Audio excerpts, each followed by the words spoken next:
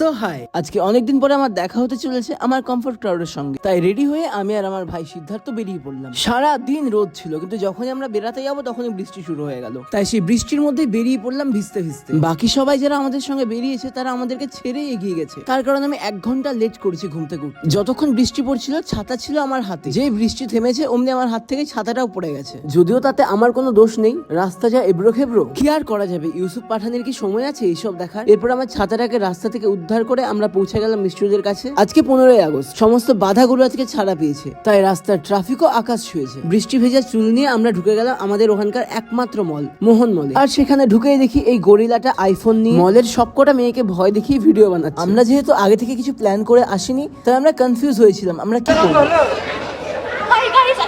অনেকদিন করে বেরিয়েছি, অনেক মজা আসার প্ল্যানিং ছিল না।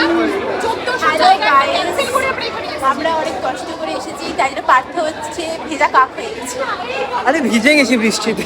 এরপর এখানে কিছুক্ষণ হ্যাং আউট করার পর আমরা ডিসাইড করছিলাম আমরা কোনো একটা রেস্টুরেন্টে গিয়ে খেয়ে আসবো। আর সেই ডিসকাশন শেষই হচ্ছিল না, আর তারই মাঝখানে আবার এই গরিলা এসে মিষ্টিকে ভয় দেখিয়ে চলে গেল। ভিডিওটা তুললি? আমাদের সবার প্রায় আজকে 4 মাস পর দেখা হচ্ছে, আর আমাদের মধ্যে 70% মোটা হাতি হয়ে গেছে। স্পেশাল করে চিকন হয়ে এসে চিকন চিকন হয়ে এসছে চিকন। সব ভিডিও আপলোড করবো না তো 1 মিনিট আটা যাবে। দাঁতগুলো বেরিয়ে আসছে, রাক্ষসী কাপ। এরপরে সে আইফোন ওয়ালা গরিলাকে টাটা বলে আর বাচ্চাদের কিছু পারফরমেন্স দেখে আমরা বেরিয়ে পড়লাম রেস্টুরেন্টের উদ্দেশ্যে।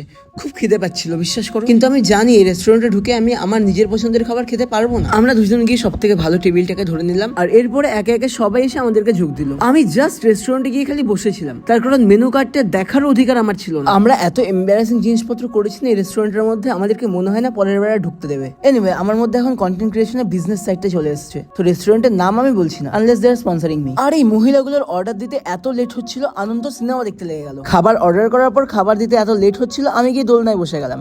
আর আমাকে দোলনায় বসতে দেখে সবাই চলে এসেছে দোলনায় বসে ছবি তুলতে। এরপরে সবার 50,000 কোটিটা ছবি তোলার পর আমি তো হাঁপিয়ে গেছি, সঙ্গে আমার ফোনও হাঁপিয়ে গেছে। এরপরে খাবার আসতেই সবাই পুরো হামলে পড়েছিল খাবারে। 5 মিনিটের মধ্যে সব খাবার শেষ হয়ে গেছে। এরপরে কয়েকজন টাকা উসুল করার জন্য হাড়ও চিবাচ্ছিল। আজকে অনেকদিন পর একটা ভ্লগ দিলাম। Thank you for watching, bye. আবার পরের ভ্লগে দেখা হবে।